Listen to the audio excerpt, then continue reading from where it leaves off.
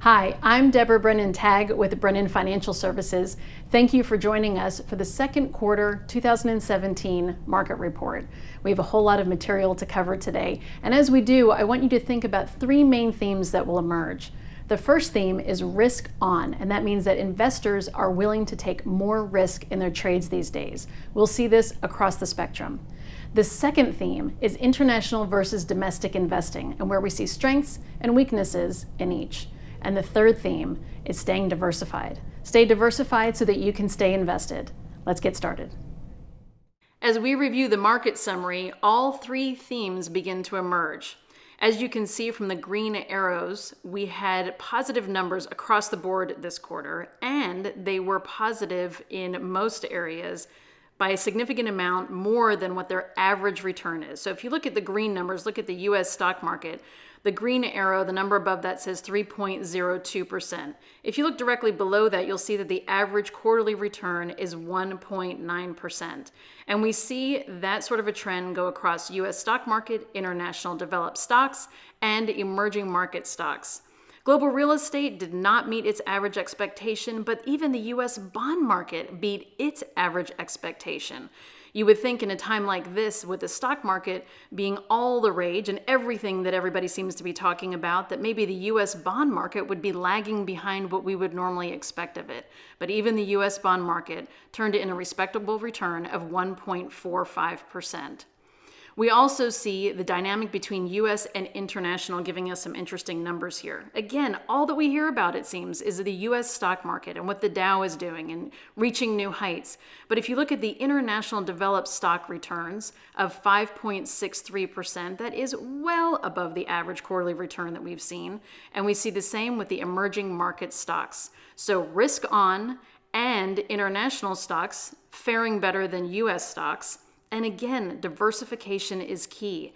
Who would have thought that all of a sudden we would see international and emerging pulling far ahead of the US stock market? Another good indication about why we need to have diversification throughout portfolios. Let's take a look at some of the major headlines that we saw in the second quarter of this year. The nice thing about this quarter is that we've had so many positive stories come out. Starting from the left side of the slide, the Eurozone house prices rise at the fastest pace since 2007. The Nasdaq soars to new heights as global stocks rally. Eurozone confidence hits post-crisis high. Japan's growth winning streak is the longest in over a decade. The Eurozone consumer confidence at the highest level in nearly a decade. Interestingly, on the far right-hand side, we see global stocks post the strongest first half in years, worrying investors. And again, we see this risk-on theme that stocks are hitting all-time highs and people are starting to wonder why. There are a couple of things we need to look at here. So on the less than positive side, we see a headline that U.S. household debt hit a record in the first quarter. That is not good news. U.S. oil falls into bear market amid worries over supply glut. We'll talk about that a little later on when we look at commodities. And global bonds sell off, sparking fears of further taper tantrum. The taper tantrum is something that is probably better known in our industry than out in the world, but it is a reaction that global bonds had when they were concerned that the Fed was raising interest rates too quickly. So there is some of that concern coming up in the markets. Now we'll look at those headlines in the perspective of the last year. We still see lots and lots of positive headlines here, and importantly, in the middle of the page, you'll see Trump wins.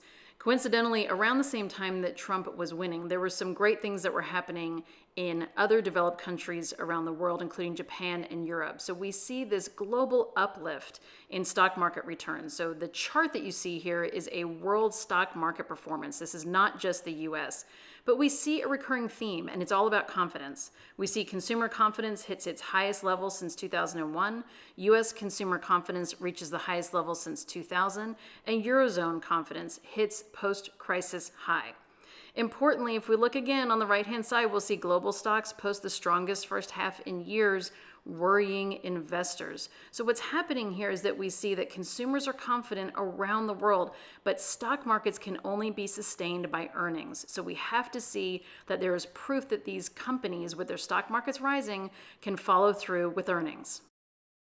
If we look at world asset classes for the second quarter of 2017, we see that many investors saw positive returns. Everything from the small cap indexes all the way down to 1-month US Treasury bills. So from very aggressive to very conservative, we saw positive returns, at least for the indices that we're looking at here. Interestingly, again, we return to our themes of risk on, of international versus domestic, and of staying diversified. So if we're looking at risk on, the top returners this quarter were definitely some of the most volatile and most aggressive. The World ex-USA Small Cap Index. Ex-USA simply means outside of the United States, so everything in the world outside of the US in the small cap area. Then we see emerging markets, and we see emerging markets show up a couple of times there as being positive and very strong positive performers. In fact, we don't see the US index show up until 7th on the list. So we see again that the international is leading US for the second quarter. And we'll be exploring this over the next few slides to see whether this is a trend or a theme that we need to be thinking about. When we look at U.S. stock market returns for the second quarter of 2017, we do see positive numbers, but again, the U.S. stocks did underperform both non-U.S. developed and emerging markets. When we break down U.S. stock market returns, we see that there was a big disparity in returns between large cap growth and small cap value. Large cap growth had a return of 4.67%, while small cap value had a return of only 0.67%. Now, those of us who have been doing this for a long time know that those numbers could be reversed in any given quarter. So one quarter is certainly not a trend that we should be allocating around, but it is important to remember, again, to stay diversified because you never know which one of these is going to be top in any given quarter. We also need to remind ourselves that it's time in the market and not timing the market that is important when we think about long-term performance in portfolios. Let's look at the one-year numbers. Look all the way down, we see double-digit returns over the last year. Who would have predicted that? I really don't know anyone in our industry who predicted that sort of strength behind the stock market over the last year. When we look at those numbers, do we expect some sort of a pullback? Absolutely. Those are very, very high numbers for the stock market. When is that coming? Nobody has any idea. So again, we stay invested, understanding that we are seeing far above market returns that are normal right now. We do expect them to revert a little bit to the mean, not anything for us to be concerned about, but we do see certainly normal market activity that we assume will come back into the market in the next few months. When we look at international developed stocks for the second quarter of 2017, we really see all three of our themes emerge here. Specifically, we'll be looking at the evidence of this discussion about international versus U.S. investments. First, let's take a look at the risk-on theme that we've been talking about. The small caps beat the large caps around the world, and they did it by a fairly good amount. And again, that leads us into our third theme we've been talking about, which is to stay diversified. Because again, international and domestic, we just don't know which one of those, small cap, growth, large cap, value, any of those could trade places in any given quarter. What's really interesting to look at on this slide is the year-to-date numbers and the one-year numbers, especially in the context of the slide that we looked at previously. So the year-to-date numbers for the international developed stocks are far above what they were for the U.S. stocks by an average of maybe 3 to 4%. For the one-year numbers, we see that there is a similar sort of return between U.S. and international. But interestingly, the U.S. stocks far surpassed the 3, 5, and 10-year numbers of international stocks. And here's where there is some discussion that is starting to get developed about international versus domestic. Generally, either U.S. is stronger or international is stronger for significant periods of time, and we see that evidenced in these return numbers. But now we're starting to see where international is leading ahead of U.S. Is this a short-term trend? Is this the beginning of a longer trend? This is certainly something that we'll be watching as we look for opportunities for our investors in our portfolios. We really see our theme of risk-on investing apparent here when we take a look at emerging market stocks. Now, emerging market stocks are not for the investors who are faint of heart. So we generally see that these sorts of stocks have very positive returns when investors feel like there is a good possibility of them making more money and they are therefore willing to take the risk. That is a risk-on environment. A risk-off environment is when investors say, you know what, even if I take the risk, I'm not sure there's going to be a great reward behind it. Therefore, I don't want to take the risk right now. That is not where we are and is very evident by looking at this slide. If we look at the one-year returns, we would say, wow, those are fantastic returns. It's very tempting to want to be a part of those returns. So high double-digit returns.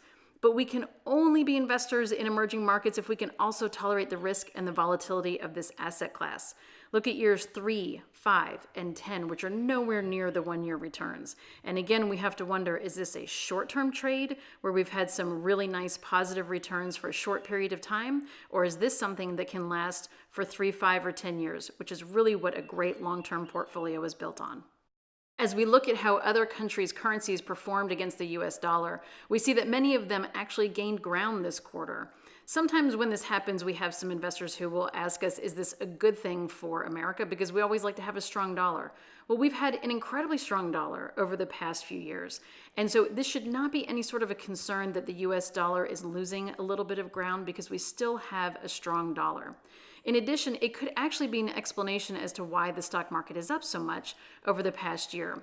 A falling dollar can be good, especially when we think about exports. If our dollar is lower, then our exports are less expensive for other countries and they can buy more of our goods. In that case, that's very good for our economy, and that could be one of the issues that is driving the stock market right now.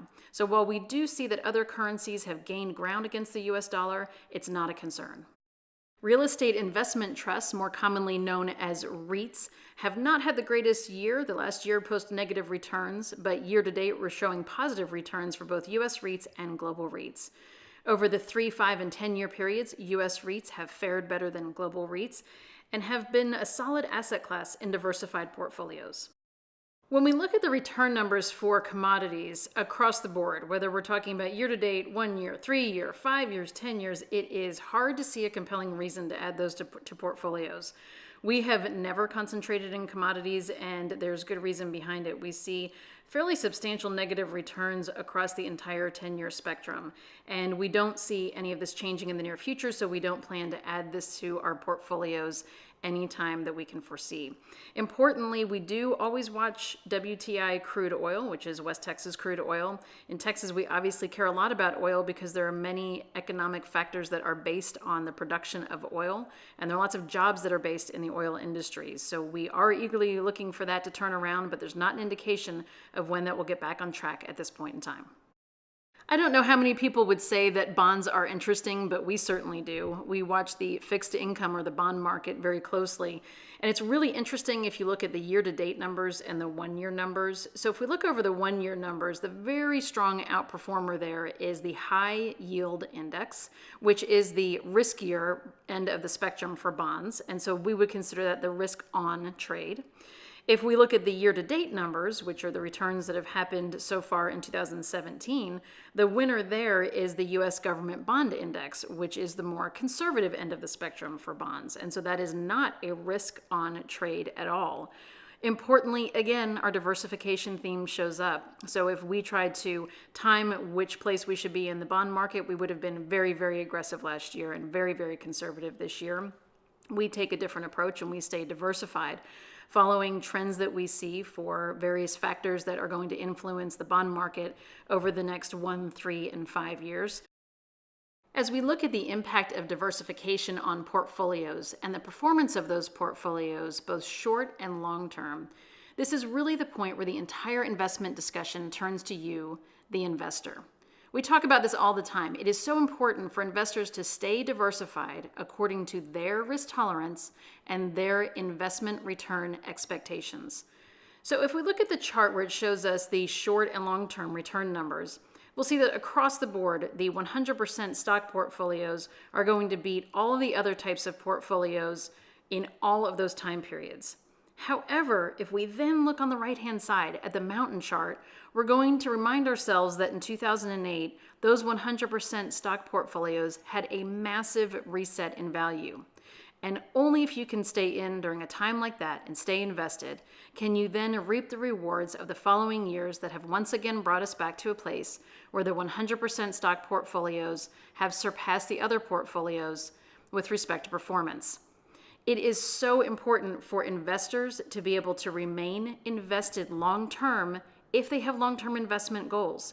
So more importantly than saying we want to capture all of the upside of a 100% stock portfolio, what we really want to do is make sure that you have a portfolio that is designed in a way that even when we hit some turbulence in the markets, that you're able to stay invested, remaining focused on your life goals. Thank you for joining us today. If you have any questions or comments about today's market report, please feel free to email us at teamdbt@brennanfinancialservices.com. And if you'd like to read some of my blog posts, see some financial planning tools, or to learn more about my practice, visit us at deborahbrennantag.com.